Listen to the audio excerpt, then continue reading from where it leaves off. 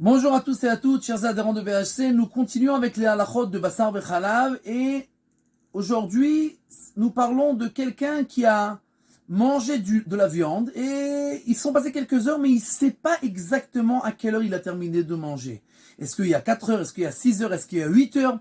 Il ne se rappelle plus du tout à quelle heure il a terminé de manger et est-ce que sont passés le nombre d'heures suffisantes pour manger du laitage.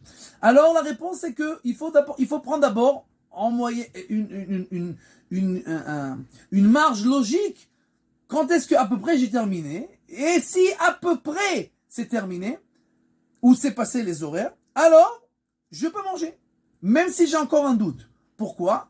Parce que le fait d'attendre 6 heures, c'est des rabbanan. C'est une halakha que nos sages nous ont enseigné. Nous avons une règle, ça fait que des rabbanan, les koulas, tout ce qui est des rabbanan et qu'on a un doute dedans, on peut être plus méquel, on peut être plus soft, on peut prendre sur nous, entre guillemets, le risque, puisque nos sages nous ont dit que c'est un risque que des paroles de nos sages, on peut prendre ce risque-là et manger.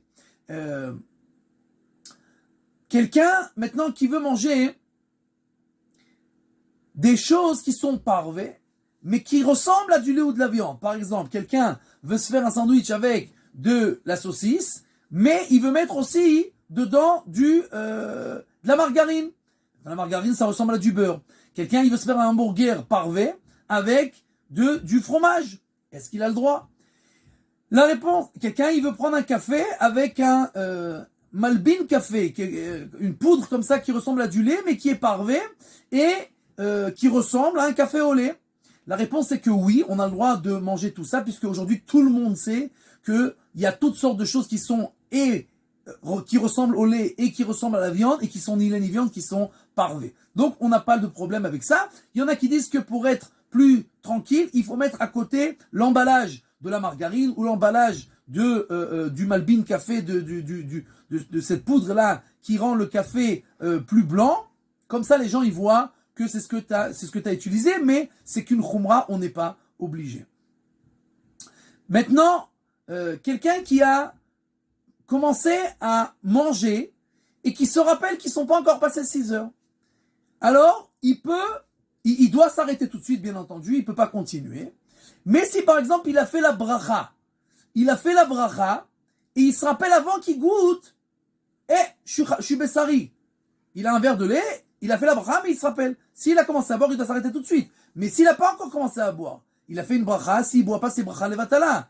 S'il a transgressé le nom de Dieu pour rien, il a dit le nom de Dieu pour rien. Donc, pour les Ashkenazim, s'il est passé un petit temps, environ 1 heure, alors il peut goûter un petit peu. Pour les Sfaradim, de toutes les façons, il goûte. Il goûte un tout petit peu pour que la bracha soit pas levatala. Et après, il arrête, bien entendu, puisqu'ils ne sont pas encore passés les 6 heures qu'il doit attendre.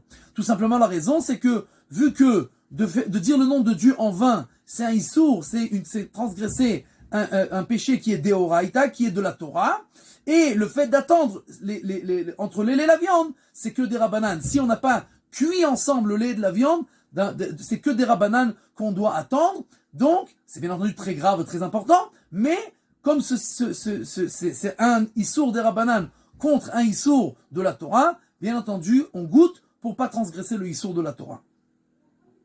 Les enfants, à quel âge, à partir de quel âge on doit leur faire garder les règles du lait et de la viande?